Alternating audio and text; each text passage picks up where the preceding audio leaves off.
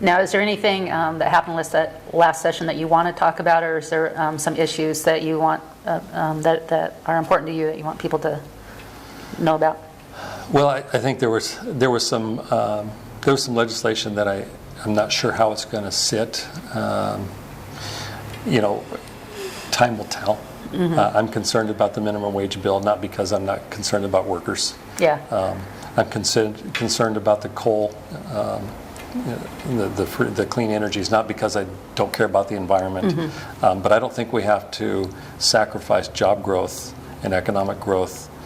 I don't think they're mutually exclusive. I think you can have workers who are taken care of, you can have the environment taken care of, and provide an economy that grows. I think our seniors are going to be hurt in this minimum wage thing, because I expect the minimum wage will cost the goods to rise and services to rise, and the people on a minimum wage will be compensated.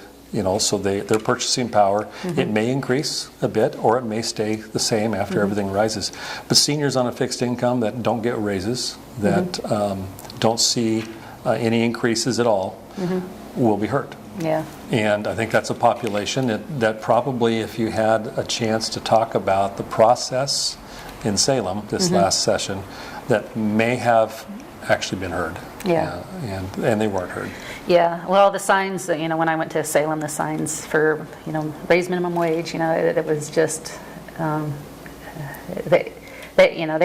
was quite a group of people that showed up that wanted that, and most of them, I think, were very naive. Naive to the fact that people such as me have a small business, and we want to do the best we can for our employees and still stay in business. And I don't know, by God's grace we'll stay in business, but it'll only be by God's grace, because I don't know that we can raise our particular product to the point to where we can actually pay, because employees, when you pay employees, that's the highest cost when you have a business. Sure. So you're always like playing with that, and if you're a small business, you can't really play with it that much. Whereas if you're a big, gigantic, the millionaires and billionaires, no problem. There's going to be millions and billionaires still, and then there's going to be a lot of middle-income people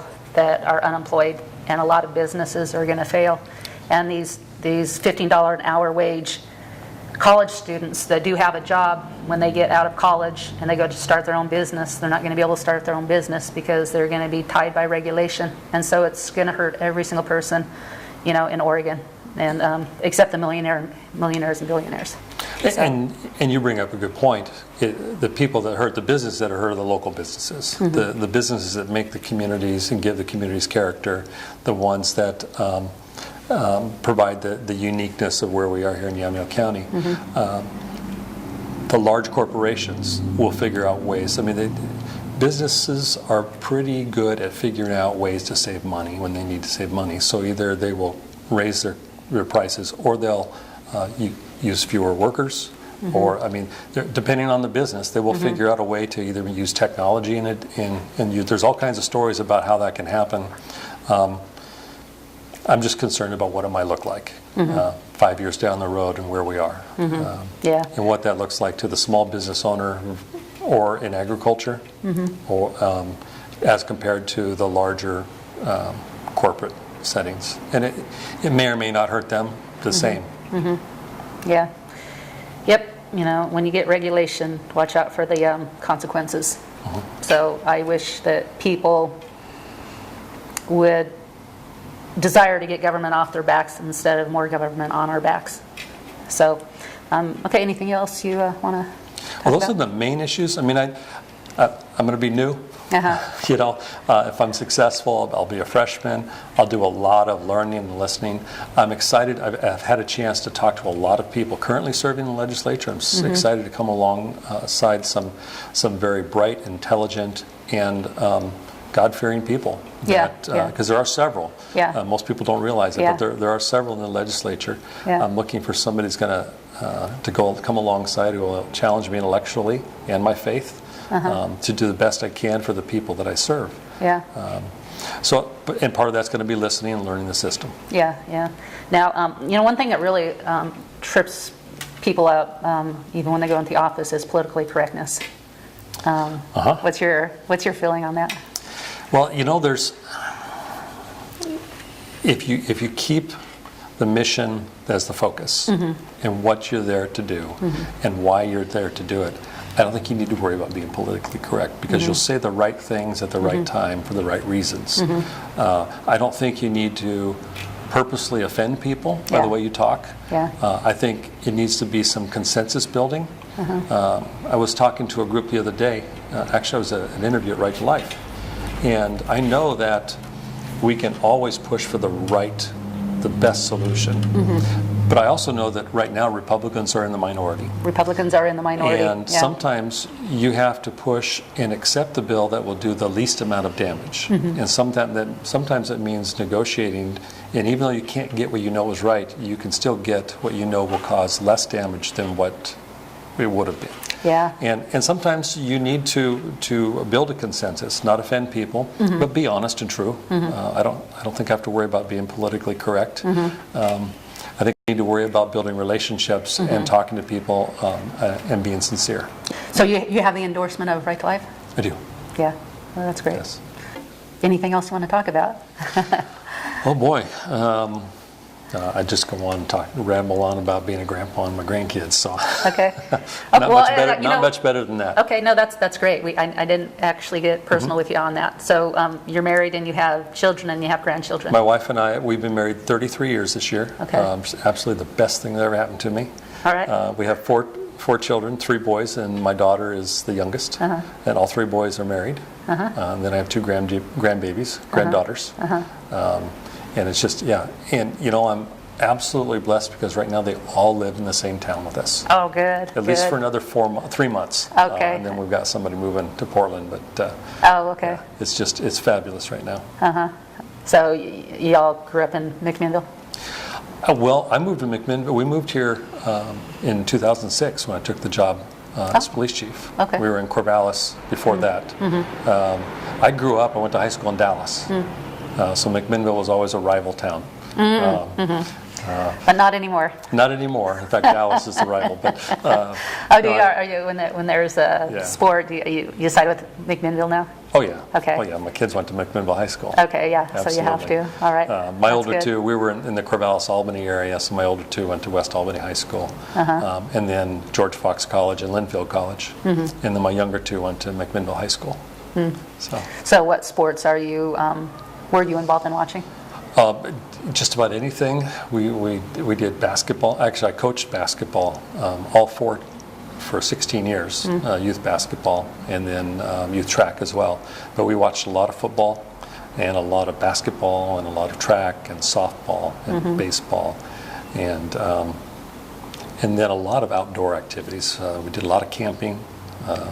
And just adventures. And I actually had a chance. I took my family to the '96 Olympics in Atlanta. Oh, is that right? Took a couple months, Wow. took an extended leave, and just drove around the United States and had a great time, just family. A lot of learning in the Midwest, and then on the East Coast through D.C. and some history. We were homeschooling at the time, so it was a perfect time to give them a taste of American history and the political environment. And being a homeschool mom was something that I never really quite championed. Private school, absolutely, because I went to public and private school, and I know there's a big difference. I'd highly recommend private school, really, but especially now with Common Core. But homeschool, I found that actually was really important to take my kids out for a year, and I'm doing that now too. Just to teach them some things that they weren't going to get taught in even a really great school. So did you notice that? Did you do a few field trips? Oh, absolutely. We had a great partnership. We homeschooled through most of the younger years, and then both of my sons went to West Albany High School. Both of my older sons. My younger son and my daughter, we homeschooled for a long while, and then they finished and both got diplomas at McMinnville High School. So we tried to make it a partnership. Both schools are very welcoming and willing to work with us. My older two boys ended up with a homeschool diploma and then went to college, and my younger two ended up with a public school diploma, and they're doing just fine as well. So it was, I think we just it's individual, took advantage isn't it? of the best that was in front of us at the time, based on family dynamics and educational opportunities. So I'm not necessarily. I think each family needs to look at what's in front of them: public school, private school, and homeschool.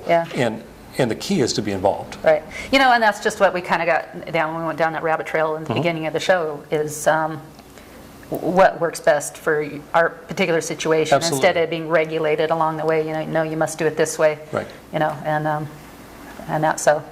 Okay. Well, any last words? We're about out of time. You know, I'm just excited at the opportunity to be able to serve. It's an easy transition for me after doing it for 3 decades in law enforcement to move into the legislature. So I'm just hopeful to be selected and to move on. Yeah. Okay. Is there any way people can get in touch with you on Facebook or? Yes, both Facebook and is being worked on right now. It'll be Ron Noble for Oregon. Okay. The website will be ronnoble.us. Okay, and that's not up right now? That's actually being worked on. I've got a meeting Thursday to say, where is it? Let's get it finalized. Okay. And then email is ronnoble4oregon@yahoo.com. Okay, and we'll definitely get these up Perfect. on the screen as well. But if you go to his website, he might still be in the process. I would imagine the Facebook will probably get going over, you know, by the time this airs. We'll get that going. Yeah. And I welcome any questions. Okay. If I can't handle the questions from the community that I want to serve, then I don't belong there. So any questions at all are welcome. All right. So yeah, definitely, you know, be part of the process. You know, question them. Stay involved. You know, the idea of government isn't to put more and more regulations on us and force us to do different things that we don't want to do. The idea of government is really just public safety, and to protect our safety. And after that, you know, leave us alone. And anyway, so Ron has, like you said, it'll be a natural transition for him, and I imagine that'll be something that'll be, you know, in the forefront of his mind is public safety and less regulations too. So thanks for tuning in. Have a good week. Bye-bye.